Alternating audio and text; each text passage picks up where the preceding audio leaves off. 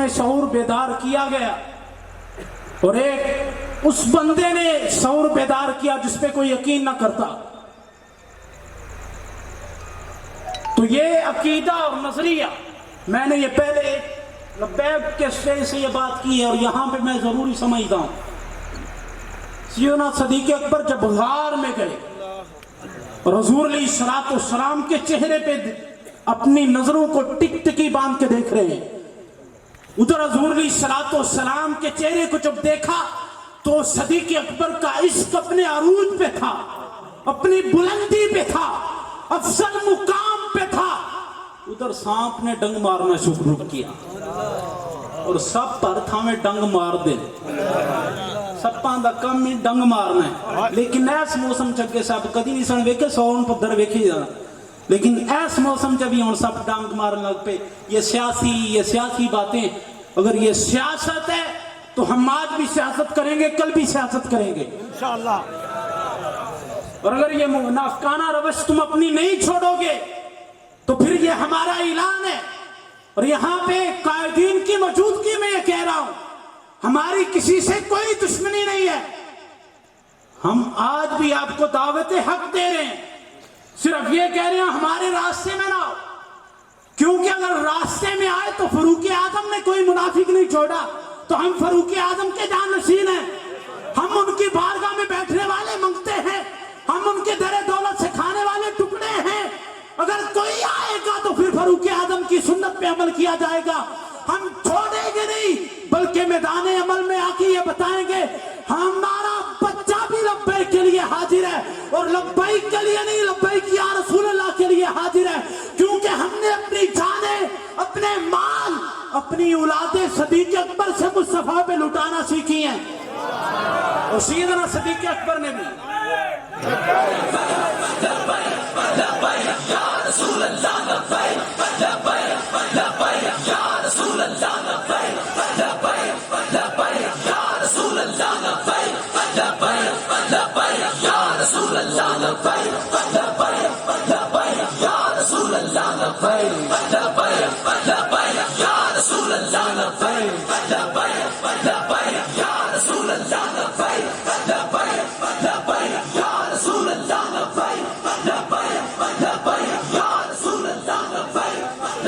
यहाँ पे आज अगर देखा जाता माहौल तो कहते नहीं जलसा नहीं करना,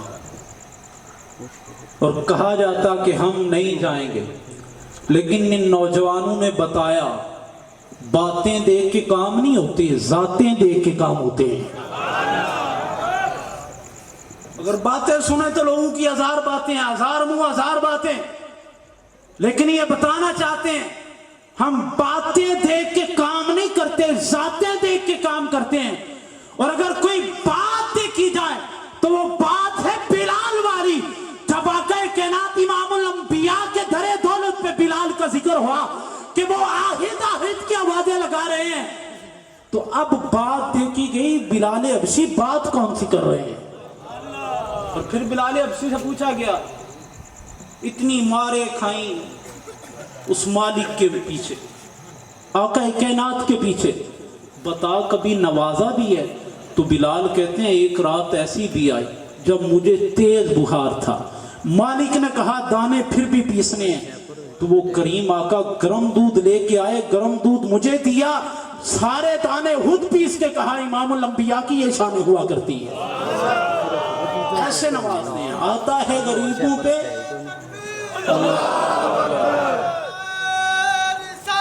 या रसूल अल्लाह।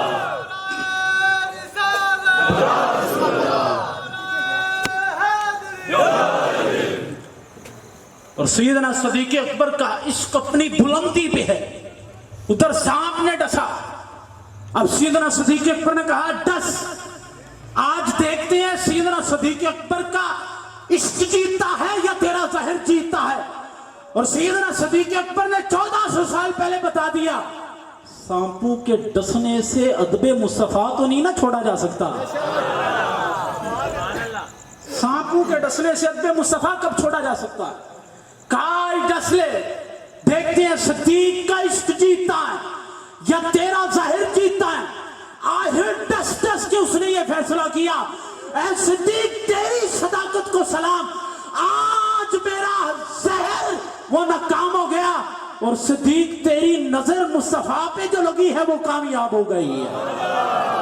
آج یہی امید ہم بھی لے کے آئے بیٹھے، یہی طریقہ ہم بھی اپنائے بیٹھے۔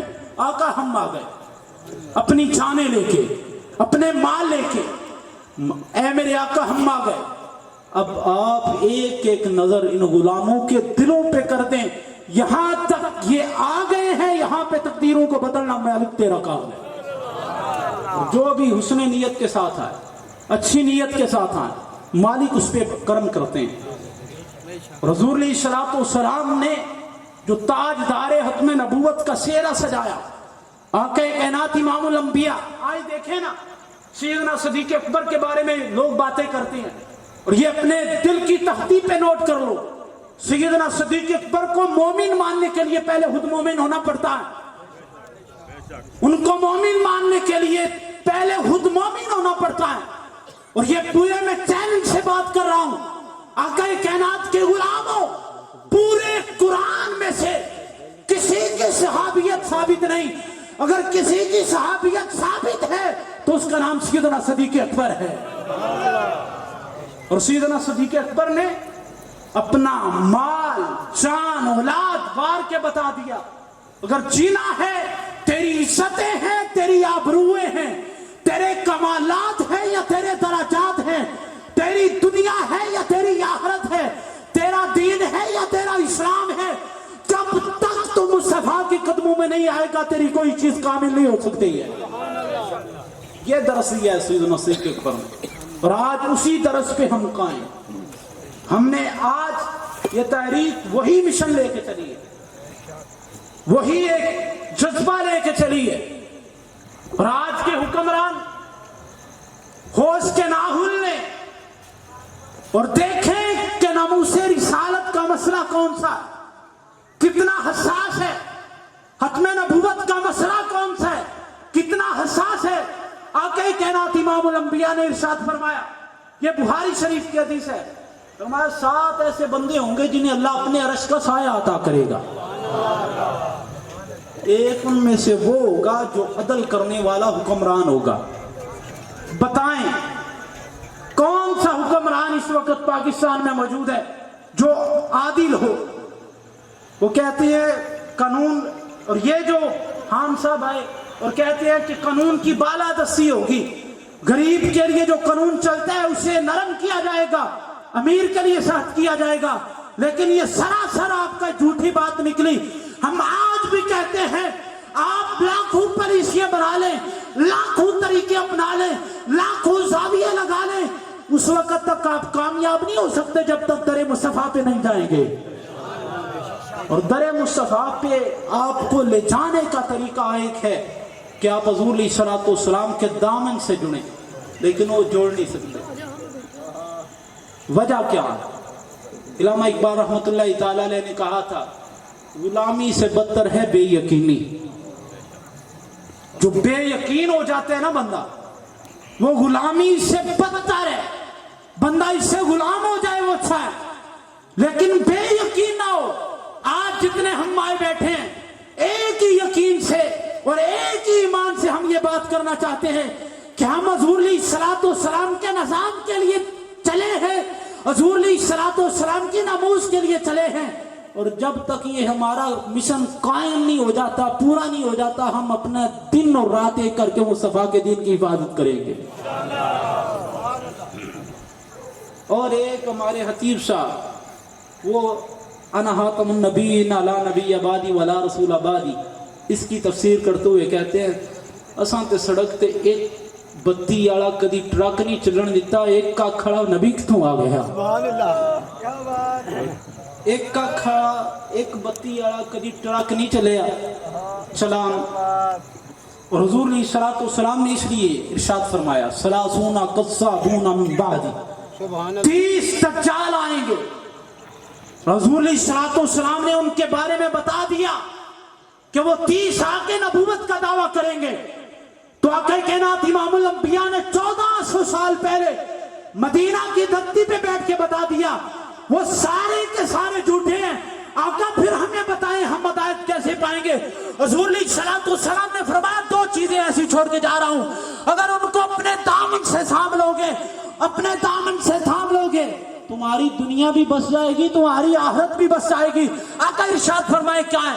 حضور علیہ الصلوۃ والسلام نے فرمایا ایک قرآن کو پکڑ لینا، دوسری میری آل کو پکڑ لینا۔ نعرہ تکبیر، نعرہ رسالت، نعرہ حیدری، لبیک یا رسول اللہ، لبیک یا رسول اللہ، لبیک یا رسول اللہ، لبیک یا رسول اللہ، لبیک یا رسول اللہ، لبیک یا رسول اللہ۔ اور یہ آج کا میسیج ہے سب کے لیے۔ آخری ایک دو باتیں ہیں بس، کہ کریم آقا علیہ الصلوۃ والسلام کے ساتھ اگر کوئی بندہ دل سے وفا کرتا ہے تو آقا اسے محروم نہیں فرماتے۔ سبحان اللہ۔ مثالیں دیکھیں آپ، بلال حبشی کی مثال دیکھ لیں۔ بلال حبشی جب حضور علیہ الصلوۃ والسلام نے مواہات مدینہ فرمائی نا، تو فرمایا فلاں فلاں مقام پہ جنت میں ہوگا، تو فلاں مقام پہ جنت میں ہوگا، تو فلاں مقام پہ جنت میں ہوگا۔ بلال آنکھیں نیوی کر کے بیٹھ گئے۔ آقا اپنوں کا تو سب تذکرہ کرتے ہیں، آقا کائنات نے اپنے غلام کو ایسے بخشا، اپنے غلام کو ایسے نوازا۔ آقا کائنات نے فرمایا ابو بکر بعد میں جنت میں جائے گا، عمر بعد میں جنت میں جائے گا، عثمان بعد میں جنت میں جائے گا، حیدر کرار بعد میں جنت میں جائیں گے۔ اے بلال تو میری سواری کی رکیل پکڑ کر جنت پہ پہلے جائے گا۔ وجہ کیا ہے؟ آتا ہے فقیروں پہ، انہیں رہ بھی کچھ ایسا دیتے ہیں اور کہتے ہیں کہ جا منگتے قبل آؤ۔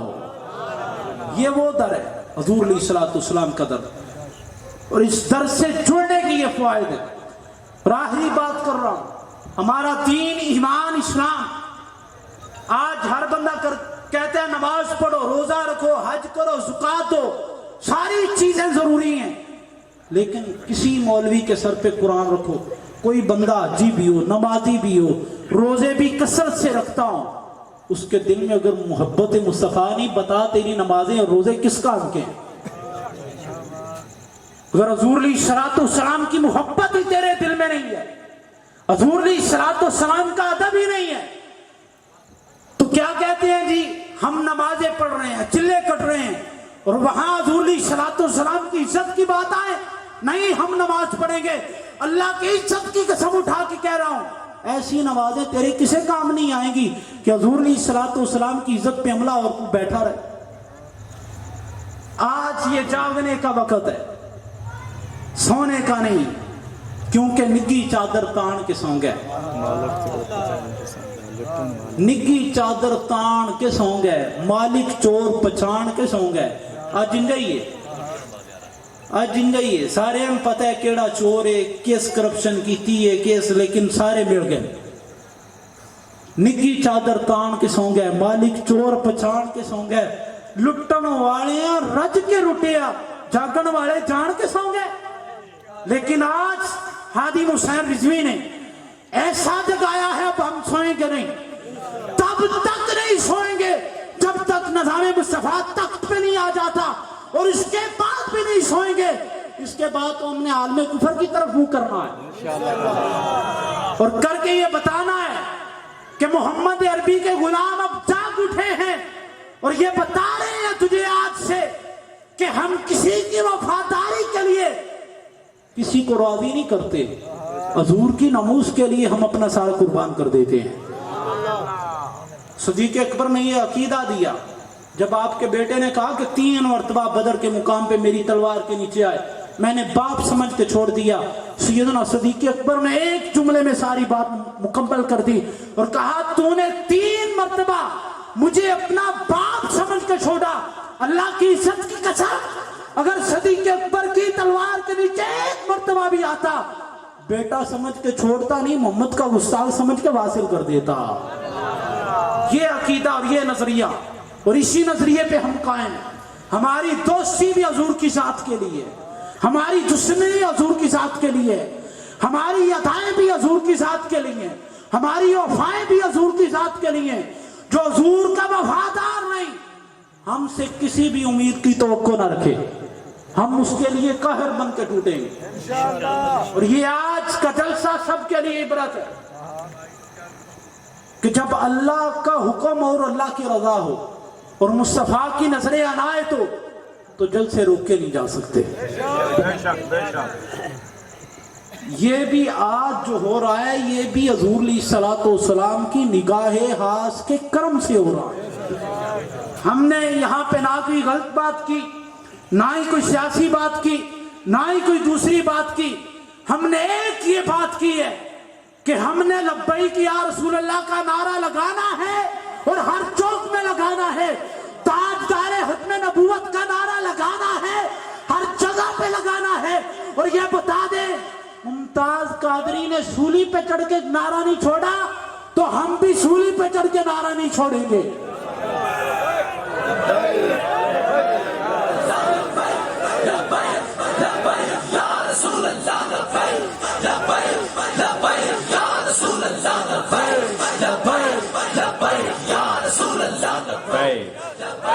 لبیک یا رسول اللہ. کیونکہ یہ نعرہ ساری پارٹیوں نے نعرہ دیا اپنا. واہ قبلہ امیر المجاہدین اللہ تیری قبر کو اور کشادہ کرے, تو نے نعرہ اپنا نہیں دیا, نعرہ رسول اللہ کا دیا.